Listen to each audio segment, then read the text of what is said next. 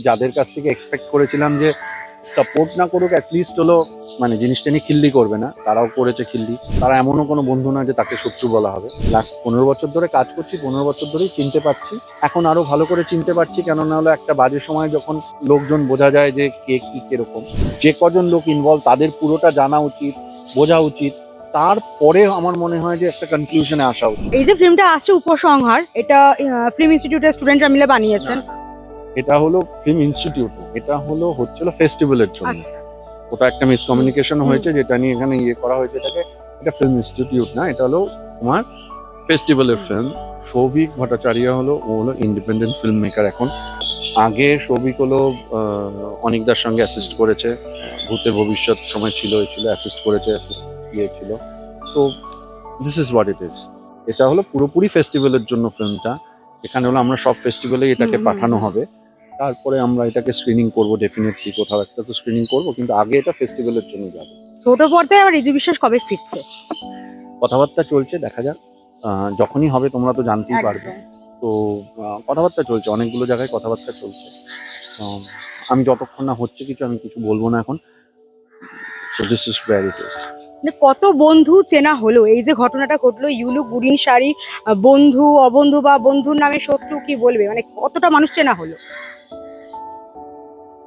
না, শত্রু বলবো না, কেননা হলো তারা এমনও কোনো বন্ধু না যে তাকে শত্রু বলা হবে। হ্যাঁ, কিন্তু চেনা তো হলো, ডেফিনেটলি চেনা হলো। মানে আমি যাদের কাছ থেকে এক্সপেক্ট করেছিলাম যে সাপোর্ট না করুক, অ্যাটলিস্ট হলো মানে জিনিসটা নিয়ে খিল্লি করবে না, তারাও করেছে খিল্লি। ইভেন যাদের কাছ থেকে আমি এক্সপেক্ট করিনি তারা আমাকে ফোন করেছে, and I am really thankful to them.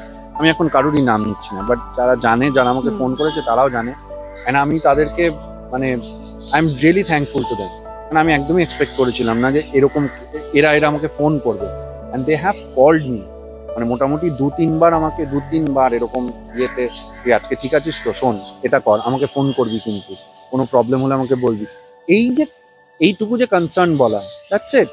আমি কারোর কাছে তো কোনো সময় হেল্প চাইতে যাইনি, কিন্তু এইটুকু বলা, এটা হলো touch me, and I am thankful to them also. কিন্তু হ্যাঁ, যেটা বললে ডেফিনেটলি চেনা হয়েছে, আর এটা তো আজকের থেকে চেনা নেই।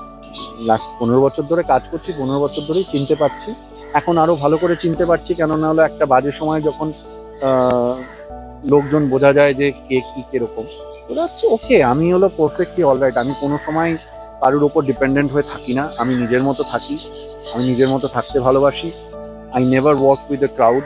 কোনো সময় না আমাকে দেখবে না, আমি একা নিজের মতো যেরকমভাবে থাকতে ভালোবাসি। হ্যাঁ, চেনা হয়ে গেল। I will be more careful from now on.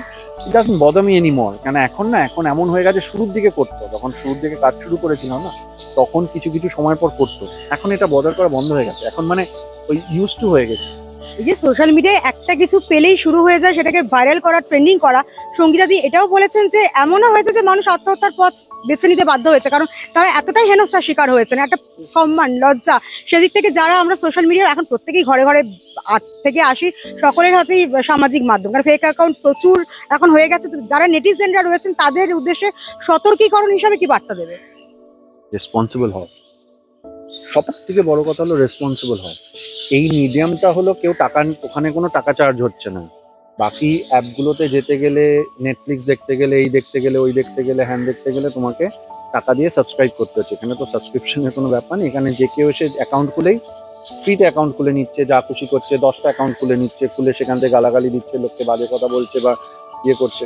তো আমার মনে হয় যে ট্রেন্ডিংয়ের হাওয়াতে নিজের গা না ভাসিয়ে, you should be sensible enough to see and sensitive enough to see যে ওই দিকের মানুষটার উপরে বা কি হচ্ছে, আর জিনিসটা কতটা জেনুইন। মানে জাস্ট আমি বলার জন্য বলে দিলাম, you should see all side. যে কজন লোক ইনভলভ তাদের পুরোটা জানা উচিত, বোঝা উচিত। তারপরে আমার মনে হয় যে একটা কনক্লুশনে আসা উচিত। এটা আমার মনে হয় যে আগে থেকেই একটা হলো মানে ওই কি হয়, আমাদের এখানে সবাই নিজের মতো করে একটা জাজমেন্টাল ব্যাপারে চলে যায়, আর নিজের জাজমেন্ট দিয়ে মানে একদম যা খুশি তাই লিখে দিল, যা খুশি তাই বলে দিল, তার ক্যারেক্টারকে একদিনের মধ্যে তাকে এই করে দিল। সে জানেই না তাকে, চেনেই না তাকে জানেই না, চেনেই না। তো আমার মনে হয় যে একটু রেসপন্সিবল হওয়া উচিত। যে এই যেটা আমি কিছুক্ষণ আগে বললাম, যে আমরা কিছু লিখলে আমরা হলো সেটা খারাপ, কিন্তু তারা গালাগালি দিচ্ছে, সেই গালাগালিটা হলো শালীন। তাহলে এবার সেটাকে কেন কি করে সাপোর্ট করবে? সেই গালাগালিটা যে লোকে দিচ্ছে সেটা কি ন্যায্য, সেটা কি ঠিক, সেটা নিজেদেরকে প্রশ্ন করা উচিত। অনেক অনেক ধন্যবাদ। আমরা কথা বললাম রিজু বিশ্বাসের সঙ্গে। আর অগ্রিম শুভেচ্ছা তোমার আপকামিং ফিল্মের জন্য। আর সোশ্যাল মিডিয়ায় যেটা চলছিল you look good in sari, সেই থেকে কিন্তু সিনেমার ডায়লগ।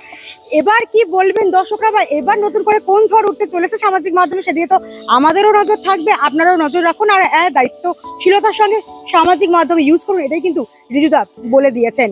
ক্যামেরায় সুভায়নের সঙ্গে আমি পল্লবী টুডে স্টোরি, কলকাতা।